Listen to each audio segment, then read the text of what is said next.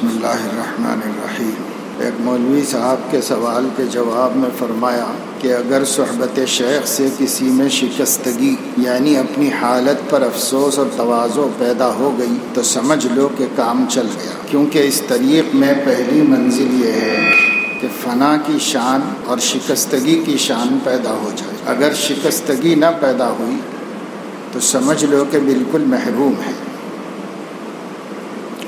فنا کی حقیقت ہے اپنے عیوب اور گناہوں پر نظر ہونا، انا کو مٹانا اور کبر و نخوت جیسے مہلک امراض سے نجات پانا، جس کے بعد بندے میں تواضع اور فکر و حزن کی ایک خاص حالت پیدا ہو جاتی ہے۔ یہ فنا تقرب الی اللہ کی لازمی شرط اور راہ سلوک و طریقت کی ایک اہم منزل ہے۔ فنا کی حقیقت ہے اپنے عیوب اور گناہوں پر نظر ہونا، انا کو مٹانا اور کبر و نخوت جیسے مہلک امراض سے نجات پانا، جس کے بعد بندے میں تواضع اور فکر و حزن کی ایک خاص حالت پیدا ہو جاتی ہے۔ یہ فنا تقرب الی اللہ کی لازمی شرط اور راہ سلوک و طریقت کی ایک اہم منزل ہے۔ مولانا فرماتے ہیں، یعنی مولانا روم فرماتے ہیں، سالہا تو سنگ بودی دل خراش، آزمورا یک زمانے خاک باش۔ تو سالوں ایک سخت و دل خراش پتھر بن کر رہا، اب تجربے ہی کے طور پر صحیح کچھ وقت خاک بن کے دیکھ۔ چوں تو یوسف نیستی یعقوب باش، ہم چو او باگیریا و آشوب باش۔ جب تو یوسف نہیں تو حضرت یعقوب ہی کی طرح اپنی حالت بنا، انہی کی طرح اللہ تعالیٰ کے سامنے آنسو بہا۔ فہم و خاطر تیز کردن نیست راہ، جز شکستہ می نگیرت فضل شاہ۔ سن، قرب کی راہ عقل و خرد کی تیزی نہیں ہے، خدا تعالیٰ کا فضل کسی شکستہ و متواضع ہی کی دستگیری کرتا ہے۔ ہر کجا پستیست آب آنجا رود، ہر کجا مشکل جواب آنجا رود۔ جہاں پستی ہوتی ہے پانی وہیں پہنچتا ہے، جس کو سوال و اشکال ہوتا ہے جواب اسی کو دیا جاتا ہے۔ ہر کجا درد دوا آنجا رود، ہر کجا رنج شفا آنجا رود۔ جو درد میں مبتلا ہوتا ہے دوا اسی کو دی جاتی ہے، جہاں غم و تکلیف ہوتی ہے اللہ تعالیٰ کی شفا اسی کو عطا کی جاتی ہے۔ مختصر یہ کہ ہر آدمی کو اپنے اندر عجز و انکسار پیدا کرنا چاہیے، اور اس کا طریقہ یہ ہے کہ اپنی کوتاہیوں، اپنی کمیوں کے اوپر نظر ہو، اس کی وجہ سے آدمی اپنی نظر میں گر جائے، اور جب یہ کیفیت پیدا ہوگی تو اللہ کے دوسرے بندوں پر عیب کی نظر نہیں ڈالے گا انسان۔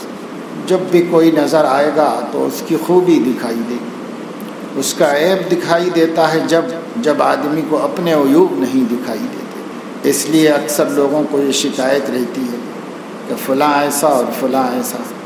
ارے کوئی بھی کیسا ہوگا وہ جانے، اللہ جانے ہم کیسے ہیں۔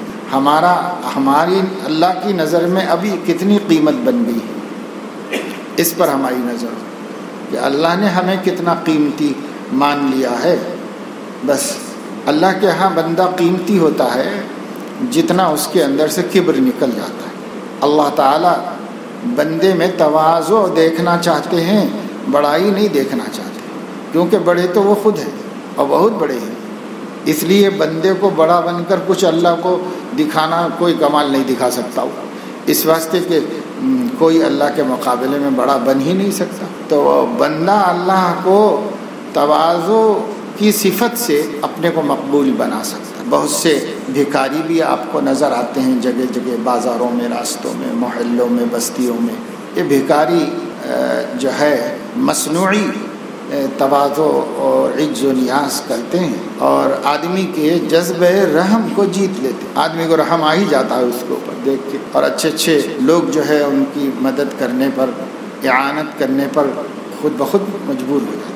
اللہ تبارک و تعالی شانہ کے سامنے بھی بندہ اپنے عجز و نیاز کو پیش کرے، اللہ اسی کی قدر کرتے ہیں۔ اور وہ ہم لوگ انفعال کی کمی کی وجہ سے. انفعال ایک عیب ہے آدمی کے اندر، کمزوری کی علامت ہے انفعال، لیکن اس انفعال کی وجہ سے ہم دھوکہ دینے والے سے دھوکہ کھا جاتے ہیں.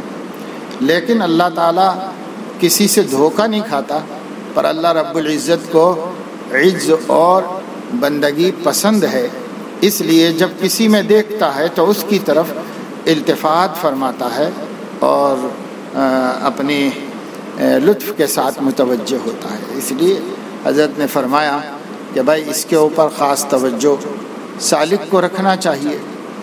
ابھی بہت سی چیزیں ایسی ہیں جو اسی سے متعلق ہیں کہ ابھی تک آدمی ٹوٹا نہیں ہے اور انا موجود ہے، اور جب تک انا موجود ہے وہ ٹوٹا ہوا نہیں ہے، اور جب وہ منکسر نہیں ہے تو اللہ تعالیٰ کی توجہ بھی اس کی طرف منعطف نہیں ہوتی ہے. مطلب اللہ پاک جو کچھ بھی ہے وہ تو اللہ ہی کا کرم ہے، اللہ ہی کی عطا ہے. لیکن ہم جو اللہ تعالیٰ سے خاص التفات چاہتے ہیں وہ خاص التفات انا کی موجودگی میں نہیں، وہ خاص التفات فنا کے بعد حاصل ہوتا ہے. اور فنا کی حقیقت میں نے بتا دی ابھی. فنا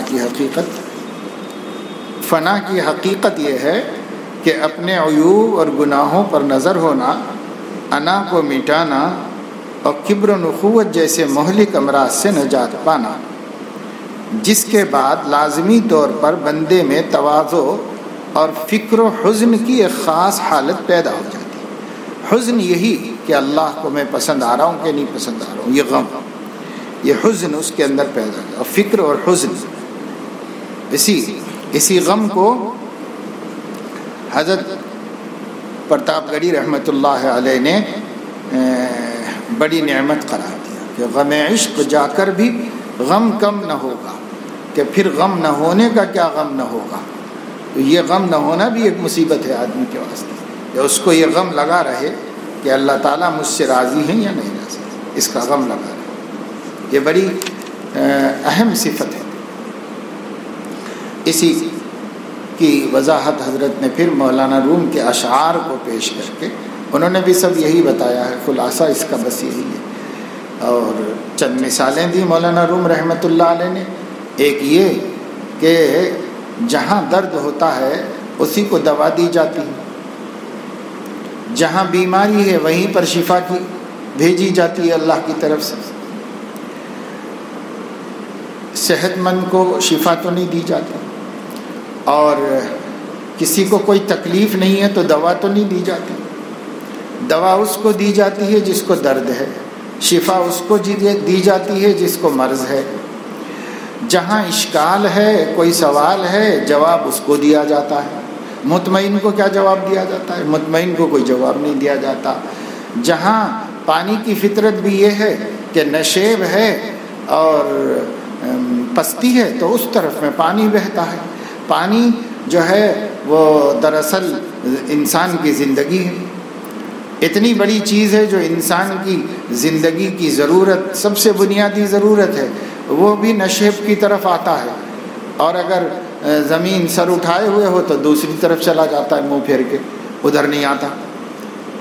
تو یہ سب مثالیں دے کر مولانا روم نے فرمایا کہ دیکھو، جب تک تواضع نہیں پیدا ہوگی اس وقت تک اللہ تعالیٰ کی خاص مدد بندے کے شامل حال نہیں ہوگی.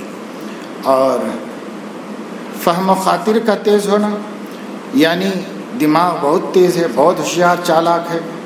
اور تو فرماتے ہیں کہ علم کا بہت ہونا، فہم کا بہت ہونا، یہ تو سبب نہیں بنتا اللہ تعالیٰ کے متوجہ ہونے کا. اللہ تعالیٰ کے متوجہ ہونے کا سبب شکستہ خاطری ہوتی ہے، ٹوٹا ہوا دل ہونا، اور تواضع سے جو ہے شکستہ ہونا. جز شکستہ می نگیرت فضل شاہ، یعنی اللہ کا فضل متوجہ نہیں ہوتا، اس لیے دل ہمارا وہ بالکل ٹوٹا ہوا ہو اللہ تعالیٰ کی فراق میں اور اس کی تلاش میں.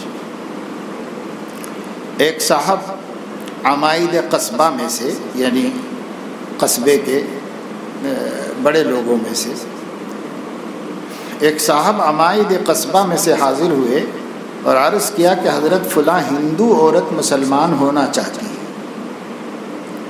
فرمایا کہ اس میں مشورے کی کون سی ضرورت ہے، کیونکہ حکم یہ ہے کہ اگر کوئی اسلام کی طرف آمادگی اور میلان ظاہر کرے تو بلا تاخیر اس کو کلمہ پڑھانا چاہیے، فوراً پڑھا دینا چاہیے اور سمجھا دینا چاہیے، باقی سیکھنا سکھانا اس کے بعد ہے۔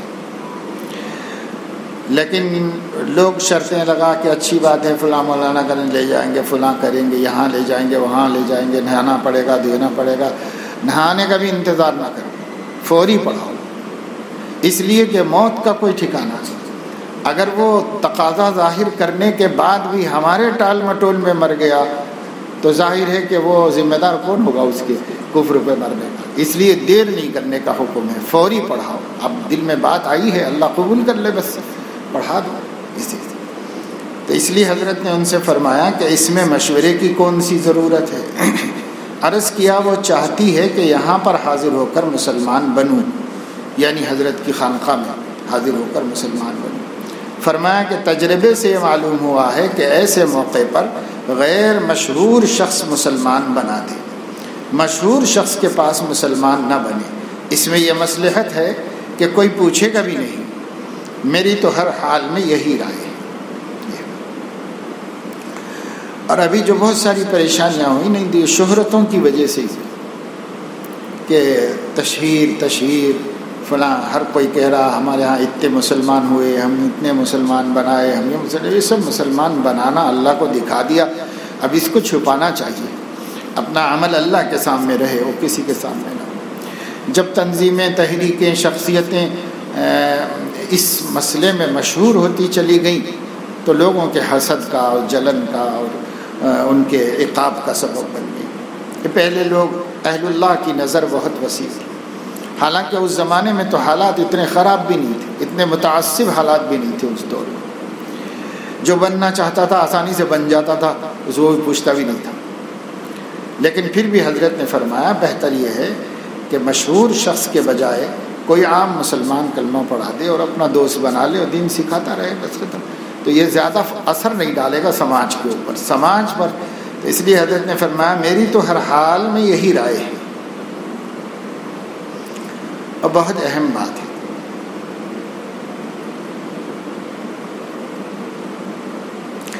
ایک مولوی صاحب کے سوال کے جواب میں فرمایا کہ اللہ تعالیٰ کی محبت نہ ہونا مگر اس پر افسوس ہونا کہ محبت نہیں، یہ بھی تو محبت ہے، ورنہ افسوس ہو ہی نہیں سکتا۔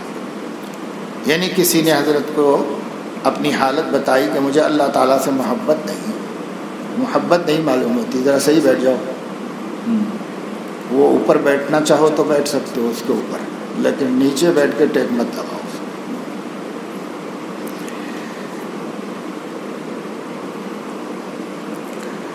تو کسی نے حضرت سے کہا کہ حضرت مجھے محبت نہیں، اللہ تعالیٰ سے محبت نہیں محسوس ہوتی، ایسے بہت سے لوگ کہتے ہیں کہ مجھے نہیں محسوس ہوتی۔ بعض خشک مزاج، تھوڑا سا طبیعت میں نزاکت نہیں ہوتی تو انہیں سمجھ میں نہیں آتا، اس لیے وہ سمجھتے ہیں کہ محبت اللہ تعالیٰ سے نہیں ہے ایسے۔ تو کسی نے حضرت سے ذکر کیا تو حضرت نے فرمایا کہ اس پر افسوس ہونا کہ محبت نہیں، یہ بھی تو محبت ہے، ورنہ افسوس ہو ہی نہیں سکتا۔ افسوس ہونا اس کی یقینی دلیل و علامت ہے کہ کم صحیح لیکن محبت ہے اللہ تعالیٰ سے۔ اور اسی سلسلے میں فرمایا کہ محبت طبعی معین و مددگار ہو جاتی ہے محبت عقلی کی۔ اس پر سوال کیا گیا کہ اگر دونوں جمع ہو جائیں تو کیا زیادہ فضیلت ہوگی؟ فرمایا کہ ظاہر ہے، بلکہ اعمال صالحہ نہایت خوبی اور رغبت سے صادر ہوں گے، بس یہ ہے دونوں کے مل جانے کا بڑا فائدہ۔ کیا مطلب؟ عقلی محبت تو ہر انسان کے ہاتھ میں ہے، جو اسباب محبت ہے اس میں غور کرے۔ جیسے علماء نے فرمایا ہے کہ جمال، کمال اور نوال، یہ تین چیزیں اسباب محبت ہیں۔ اس کی وجہ سے آدمی کا دل اس کی طرف مائل ہوتا ہے، کھنچتا ہے. یعنی بہت سے لوگ کسی سے محبت کرتے ہیں اس کے جمال کی وجہ سے، اس کے حسن کی وجہ سے کرتے ہیں. جتنی دنیا میں مردہ اور گندہ محبتیں ہیں یہ سب جمال کی بنیاد ہے. جمال سے آدمی کو رغبت ہو جاتی ہے اور دل مائل ہو جاتا ہے. محبت تو میلان قلب کا نام ہے. دل مائل ہو گیا اس کی طرف، یعنی کس کی وجہ سے؟ جمال کو دیکھ کے. اور کسی کے کمال کو دیکھ کے بھی ہوتا ہے کہ آدمی میں کوئی ہنر ہے، کوئی کمال ہے، کوئی خوبی ہے، تو اس خوبی کے قدرداں کو اس سے محبت ہو جاتی ہے اور اس کی جانب دل کا میلان ہو جاتا ہے.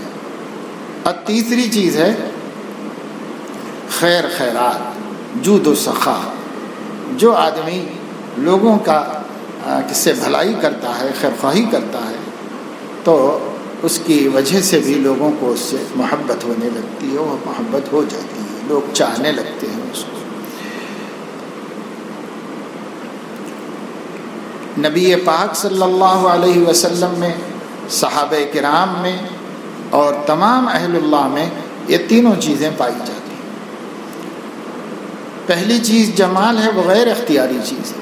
اللہ تعالیٰ عطا فرمائے نہ فرمائے کوئی ضروری نہیں ہے، لیکن کمال اور نوال یہ اہل اللہ کے اندر بھی موجود ہے. یہ سبب بنتے ہیں دلوں کے جھکنے کا اور ملانے. تو اب آدمی عقلی طور پر یہ محبت کرتا ہے، فطری طور پر ہونا کوئی ضروری نہیں. طبعی محبت وہ ہے جیسے ماں سے ہے تو طبعاً محبت ہوتی ہے، اولاد سے طبعاً محبت ہوتی ہے. یہ طبعی محبت ہے. اور ایک عقلی محبت ہے. عقلی جیسے دوست سے آدمی کو محبت ہوتی ہے، وہ اس لیے ہوتی ہے کہ رفتہ رفتہ اس کی مہربانیوں کا اعتراف ہو جاتا ہے کہ صاحب یہ ہمارا خیر خواہ ہے، یہ ہمارے بھلائی کرتا ہے، یہ ہمارا برا نہیں سوچتا. یہ کمالات کا اعتراف اس کو ہو جاتا ہے. اس اعتراف سے عقلی طور پر اس سے محبت ہوتی ہے. اور اگر اللہ سے اور اس کے رسول صلی اللہ علیہ وسلم سے طبعی محبت بھی ہو جائے تو زہر نصیب. طبعی اختیاری نہیں ہے لیکن عقلی تو اختیاری ہے. اس کے ہم مکلف ہیں کہ اللہ تعالیٰ کے کمالات، اللہ تعالیٰ کے انعامات، اللہ تعالیٰ کے احسانات سوچ سوچ کر اللہ سے محبت کرے. یہ سبب ہے محبت کے ہونے کا. جب اس میں غور کرے گا تو میلان قلب ہوگا، عقلاً تو ہو جائے گا اللہ تعالیٰ سے، اور یہ ایمان کے لیے کافی ہے. لیکن طبعاً بھی ہو جائے تب پھر آدمی کو اتباع میں سہولت ہو جاتی ہے، کیونکہ فطرتاً آدمی اپنے محبوب کی اطاعت میں تنگی نہیں محسوس کرتا، گرانی نہیں محسوس کرتا. اس لیے طبعاً ہو جائے تو اس لیے فرما رہے ہیں اعمال صالحہ نہایت خوبی اور رغبت سے صادر ہوں گے. بس یہ ہے دونوں کے مل جانے کا فائدہ. یہ بڑا فائدہ ہے اس کا. فرمایا آج کل اس کی زیادہ ضرورت ہے کہ جس سے دین کا تعلق پیدا کیا جائے یا ہاتھ میں ہاتھ دیا جائے، یعنی بیعت ہوا جائے، پہلے اس کی حالت کو اچھی طرح دیکھ لیا جائے. اس لیے کہ اس راہ میں راہزن بہت پیدا ہو گئے ہیں. راہزن چور کو کہتے ہیں، لوٹ لینے والے کو کہتے ہیں، راستہ کاٹنے والے کو راہزن کہتے ہیں. اس راہ میں راہزن بہت ہو گئے ہیں. اور بہت اچھا معیار پہچان کا یہ ہے کہ اس زمانے کے صلحاء اس سے جو معاملہ کرتے ہوں اسے دیکھے. علماء و اہل طریق و اہل وجدان کے قلوب کی شہادت اس کا معیار ہے. علماء بھی اپنے اجتہاد سے پہچان لیتے ہیں، اور یہاں پر علماء خشک مراد نہیں ہے. یعنی اس طرح پہچان لے، خود کو تو کمال اتنا نہیں ہو تو وہ اس طرح پہچان لے کہ اس علاقے کے اور اس زمانے کے جو باعمل علماء ہیں وہ اس کے قدرداں ہیں. یعنی اس کو دیکھ لیں. اگر وہ ان کی نظر میں وہ پسندیدہ آدمی ہے اور قابل قدر ہے تو عام آدمی کے لیے یہ ایک ثبوت ہے، ایک دلیل ہے. اور صاحب یہ سب کچھ ہے مگر پھر بھی اس میں یعنی اصلاح و سلوک کی راہ میں کاوش گو ضروری ہے مگر کافی نہیں ہے. بس جس کو حق تعالی ہدایت فرمائے وہی راہ پر آ سکتا ہے. فرماتے ہیں انک لا تہدی من احببت ولکن اللہ یہدی من یشاء، تم اے رسول جس کو چاہو ہدایت نہیں دے سکتے، بلکہ اللہ جس کو چاہتا ہے ہدایت دیتا ہے۔ البتہ عادت اللہ ہے کہ طالب کے ارادے پر حق تعالی ہدایت نصیب فرما ہی دیتے ہیں۔ ایک بڑا معنی وصول الی اللہ اور قرب مع اللہ میں، یعنی آدمی جتنا دین کے لیے جد و جہد کوشش کرتا ہے، اس سب کی غرض و غایت یہ ہے کہ اللہ مل جائے، اللہ تعالیٰ کی محبت، اس کی رضا، اس کی خوشنودی مل جائے، یہ اصل مقصود ہوتا ہے۔ اسی مقصود کے لیے سب جد و جہد ہے، سارے مجاہدے ہیں، ریاضات ہیں۔ تو فرما رہے ہیں کہ اصل سب سے بڑا مانع وصول الی اللہ اور قرب مع اللہ میں مخلوق کو ستانا اور ان پر ظلم کرنا اور تکلیف دینا ہے۔ یعنی کوئی آدمی کتنے ہی اعمال صالحہ کرتا ہو اور کتنا ہی مجاہدہ اور ریاضت کرتا ہو، لیکن اس کی زبان اور اس کا عمل کسی مسلمان کو دکھی کرتا ہے تو یہ اللہ سے دور ہونے کا سبب بنے گا، قرب کا سبب نہیں بنے گا۔ قرب کا سبب یہ ہے کہ دل بدستار کہ کسے باشی، یہ جو مشائخ بار بار کہتے ہیں یہ بس اس حوالے سے ہے، یہ مطلب نہیں ہوتا کہ دین کی اہمیت نہیں ہے یا یہ کہ دوسری چیزوں کی کوئی وقت نہیں، یہ مطلب نہیں ہوتا، بلکہ چونکہ یہ مانع ہوتا ہے نا، اس لیے اور کہا جاتا ہے کہ حضرت رابعہ بصریہ رحمہ اللہ سے کسی نے کچھ نصیحت کرنے کے لیے کہا تھا، تو انہوں نے فرمایا تھا کہ ہواؤں میں مت اڑو، یہ تو مکھی بھی کر لیتی، کہاں تک اڑ جاتی ہے مکھی، تو تم اڑو تو کون سا کمال کر کے بتاؤ۔ پہلے لوگ ایسے کرتب دکھاتے تھے اور اسے بڑی بڑی کرامتیں سمجھتے تھے، اسی کو ولایت سمجھتے تھے، اس لیے فرمایا کہ ہواؤں میں مت اڑو، یہ تو مکھی بھی کر لیتی ہے، اور دریا پہ چل کے مت بتاؤ کہ یہ تو تنکا بھی کر لیتا ہے۔ دل بدستار کے کسے باشی، کہ دل جو ہے وہ لوگوں کا دل توڑنے سے بچو کہ انسان بنو، کہ انسان تو ایسے ہی، تو بر ہوا مپر کہ مگسے باشی، اور بر دریا مبر کہ خسے باشی، دل بدستار کے کسے باشی۔ کس آدمی کو کہتے ہیں، آدمی بنو، آدمی بننا بڑی ولایت ہے اور بڑی عبادت ہے، کہ نہ ہماری زبان کسی کے دکھ کا سبب بنے، نہ ہمارے افعال اور اخلاق کسی کی تکلیف کا سبب بنے، یہ کرنے میں مجاہدہ ہے۔ اور باقی کشف و کرامتیں تو بہت آسان ہیں اس کے مقابلے میں، یہ سیکھنے کے مقابلے میں وہ بہت آسان ہے۔ ایک بڑا معنی وصول الی اللہ اور قرب مع اللہ میں مخلوق کو ستانا اور ان پر ظلم کرنا اور تکلیف پہنچانا ہے، یہ بڑا مانع ہے، مانع یعنی رکاوٹ پیدا کرنے والا عمل ہے۔ بڑی ضرورت ہے کہ اعمال صالحہ کے ملکات راسخ ہو جائیں، جس سے اعمال صالحہ کا بے تکلف صدور ہونے لگے، یہ ایک بڑی تدبیر ہے۔ حضرت فرماتے ہیں، حضرت حکیم الامت رحمۃ اللہ علیہ، بڑی ضرورت ہے کہ اعمال صالحہ کے ملکات راسخ ہو جائیں، جس سے اعمال صالحہ کا بے تکلف صدور ہونے لگے، یہ ایک بڑی تدبیر ہے۔ ان ملفوظات کے جامع حضرت مولانا محمد یحییٰ صاحب سنبھلی دامت برکاتہم فرماتے ہیں کہ یہ بہت اہم افادہ ہے، مگر ذرا تشریح طلب ہے۔ یعنی حضرت کا یہ فرمانا کہ اعمال صالحہ کے ملکات راسخ ہو جائیں، یہ بہت اہم افادہ ہے، مگر ذرا تشریح طلب ہے۔ جب آدمی اعمال صالحہ کی پابندی کرتا ہے تو ایک مدت کے بعد نفس ان کا ایسا عادی ہو جاتا ہے کہ عمل کرنے میں کوئی خاص مشقت یا تکلف نہیں کرنا پڑتا، بلکہ دل میں اعمال صالحہ کا شوق پیدا اور لذت نصیب ہو جاتی ہے۔ پھر بڑی آسانی سے وہی اعمال ہونے لگتے ہیں جو پہلے مشکل سے اور اپنے اوپر جبر کر کے کیے جاتے تھے۔ حضرت فرماتے ہیں کہ اپنی دینی ترقی اور تکمیل کی یہ ایک بڑی تدبیر ہے کہ اعمال کی پابندی کر کے ان کا ملکہ اپنے اندر ایسا پیدا کر لیا جائے کہ پھر وہ آسانی اور شوق سے انجام پانے لگے۔ ہم لوگ کیا کرتے ہیں؟ ہم لوگ انتظار کرتے ہیں۔ تو حضرت فرما رہے ہیں بھائی انتظار کرتے بیٹھو، کبھی عمر بھر میں نہیں ہوگا یہ کام۔ جی چاہے نہ چاہے تھوڑا نفس پر جبر و اکراہ کر کے کام شروع کر دو، بس کرتے کرتے کرتے کرتے طبیعت کو مناسبت ہو جاتی ہے ان اعمال سے۔ یہ مناسبت ان کاموں کے آئندہ ہوتے رہنے کی سہولت کا سبب بن جاتی ہے۔ اسی کو ملکات کا راسخ کر لینا کہتے ہیں۔ اور جیسے حضرت امام گنگوہی رحمۃ اللہ علیہ نے اپنا حال لکھا تو حضرت حاجی صاحب کو یہ فرمایا، ایک بات یہ بھی بتائی کہ اتباع شریعت طبیعت ثانیہ بن گئی۔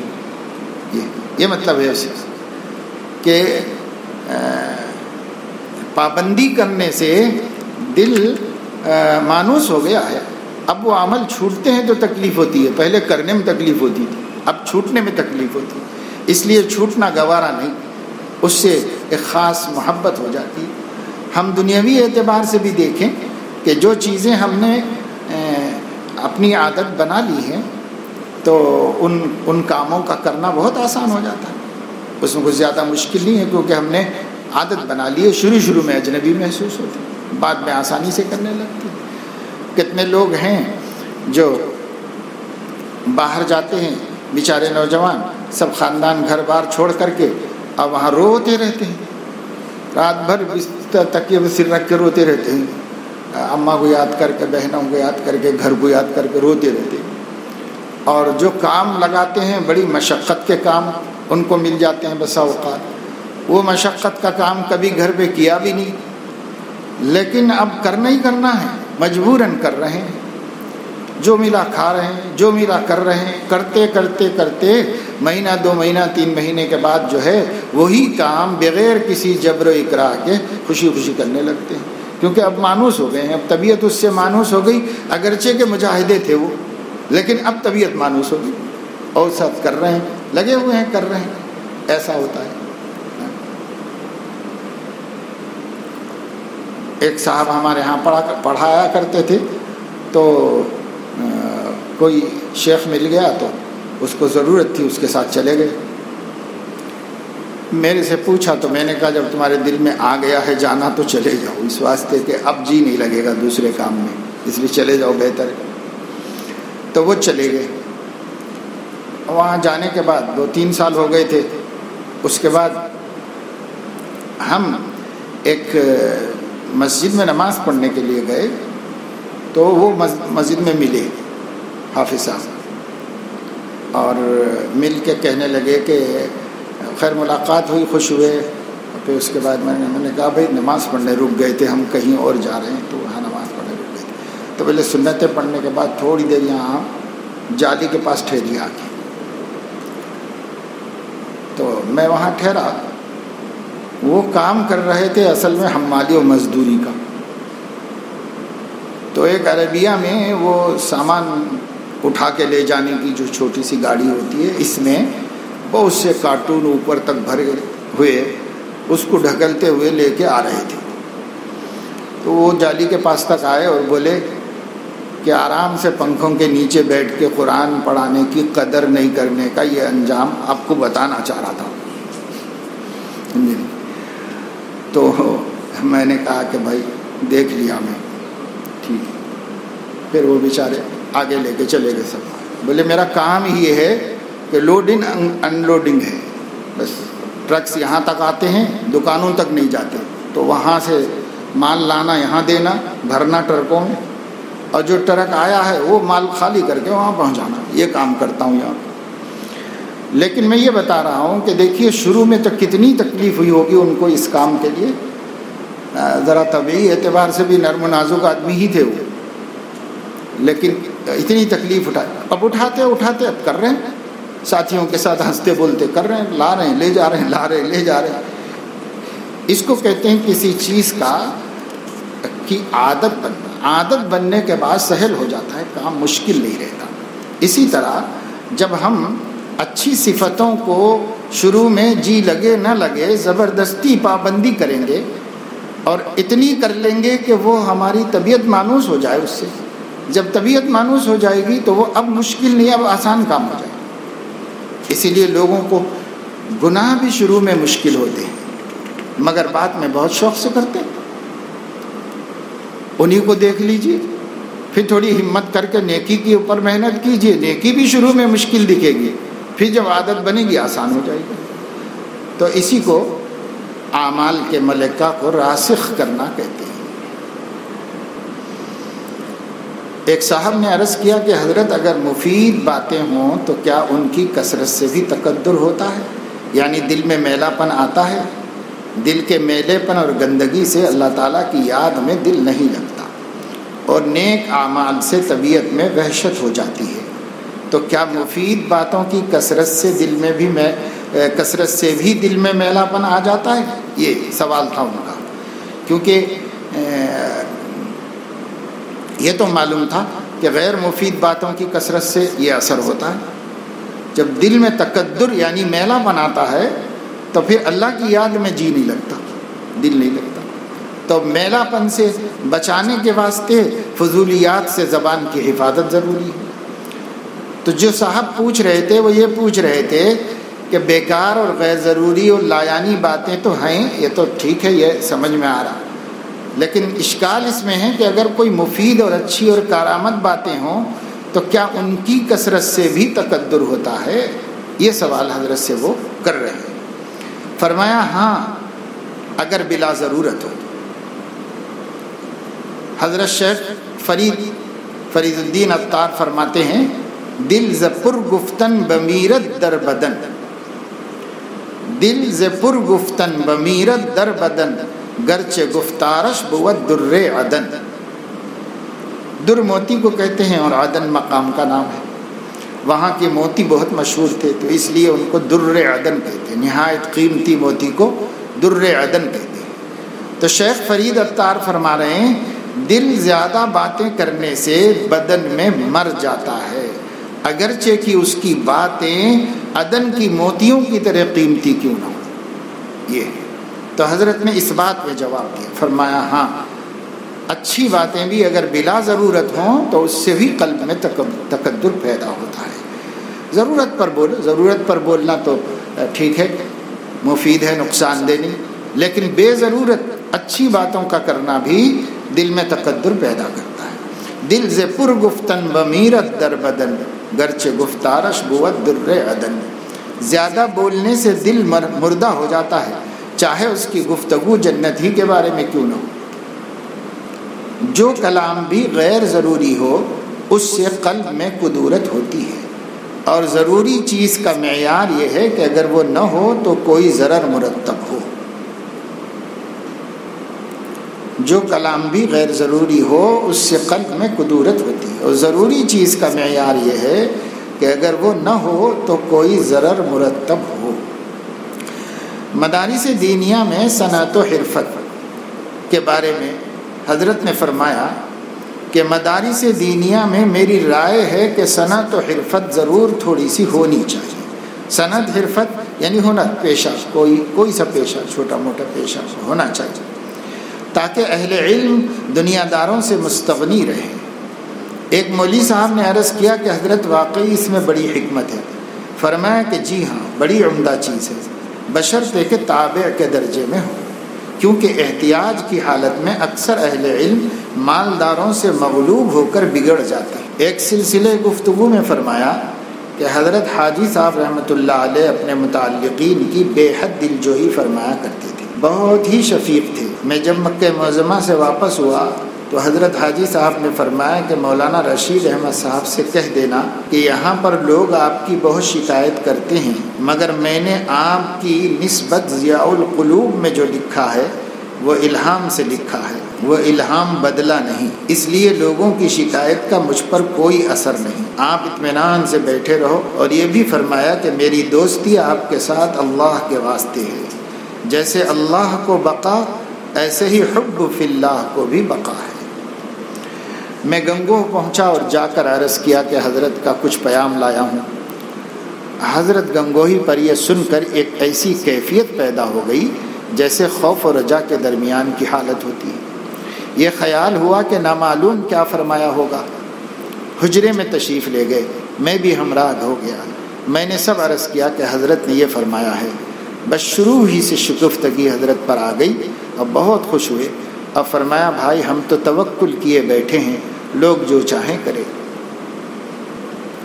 ایک سلسلہ گفتگو میں فرمایا حضرت حکیم الامت میں تو کسی سے عین باس پرس کے وقت بھی الحمدللہ اس کا استحضار رکھتا ہوں کہ یہ شخص مجھ سے لاکھوں درجے افضل ہے۔ استحضار کوئی کمال کی بات نہیں، اس لیے کہ موٹی بات ہے کہ کسی کو معلوم نہیں کہ عند اللہ اس کا کیا درجہ ہے، مگر اصلاح کی ضرورت باس پرس پر مجبور کرتی ہے۔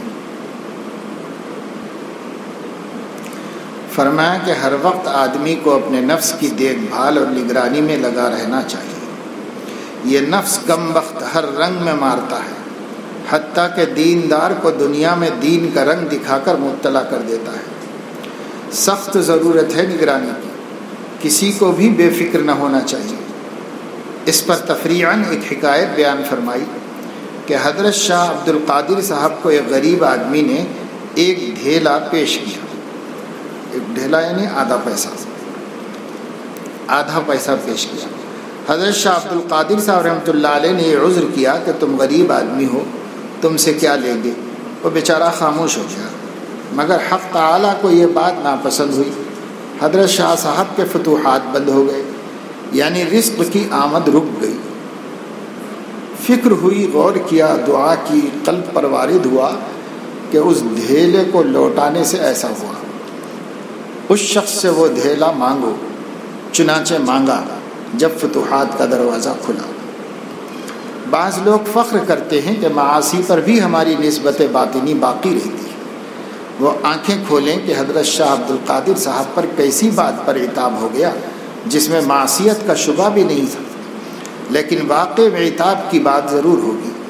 شاید یہ وجہ ہو کہ اصل سبب رد کرنے کا نفس کا ترفع یعنی بلند ہونے کا احساس ہو، جس کا عنوان نفس نے ہدیہ دینے والے کی مصلحت تراش لیا ہو کہ وہ غریب ہے، اس سے نہ لیا جائے۔ اس لیے کہتا ہوں کہ نفس کی نگرانی کی سخت ضرورت ہے۔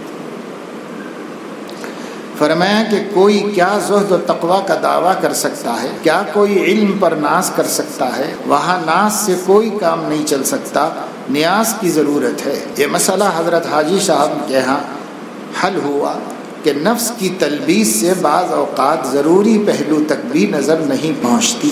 یہ ملفوظات اس لیے سنائے جاتے ہیں کہ اہل اللہ کی باتوں میں برکت ہے اور تاثیر ہے، تو اس سے ہم لوگوں کو نفع ہوگا، فائدہ ہوتا ہے۔ باقی مجلس کا مقصد یہی ہے کہ کچھ اپنے دین کی فکر کے ساتھ آدمی حرکت کرے۔ یہ جو تھوڑی بہت حرکت کے گھر سے اٹھ کے یہاں تک آدمی آئے اور یہاں بیٹھے اور غور سے دین کی بات سنے، چاہے سمجھ میں بھی نہ آئے لیکن حرکت میں برکت ہے۔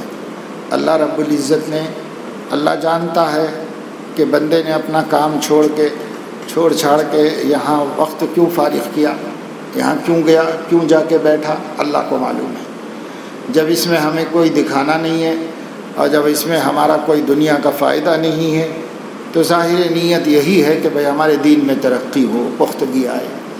اللہ تعالیٰ طلب کو دیکھتا ہے، عطا بھی اللہ تعالیٰ ہی فرماتا ہے۔ ہو سکتا ہے کسی کو بعض ملفوظ سمجھ میں نہ آئے، کچھ باتیں ہضم نہ ہوں، کوئی بات نہیں، لیکن کس غرض سے آئے تھے کہ ہدایت میں پختگی آئے، اصلاح ہو، اعمال درست ہوں، اللہ کا قرب نصیب ہو، تو اللہ تعالیٰ ہی دینے والے ہیں۔ ہماری طلب کو دیکھ کر اللہ تعالیٰ ہمیں عطا فرما دیتے ہیں۔ ضروری نہیں ہے کہ سب باتیں سمجھ میں آئیں، سمجھ میں نہ آئیں تب بھی اللہ تعالیٰ عطا فرماتے ہیں، کیونکہ وہ جو طلب دکھانا تھا وہ تو ہو گیا۔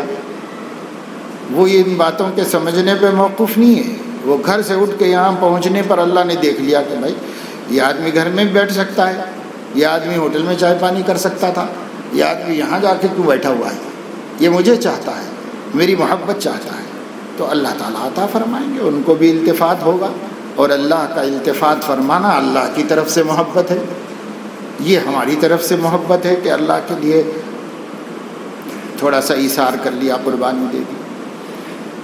تو طلب کو دیکھتے ہیں اللہ تعالیٰ، صدق طلب پر اللہ ضرور عنایت فرماتے ہیں۔ ضروری نہیں کہ سب باتیں سمجھ میں آئیں، چاہے نہ سمجھ میں آئیں، تب بھی اللہ تعالیٰ عنایت فرمائیں گے، عطا فرمائیں گے۔ اللہ تعالیٰ توفیق عمل نصیب فرمائے۔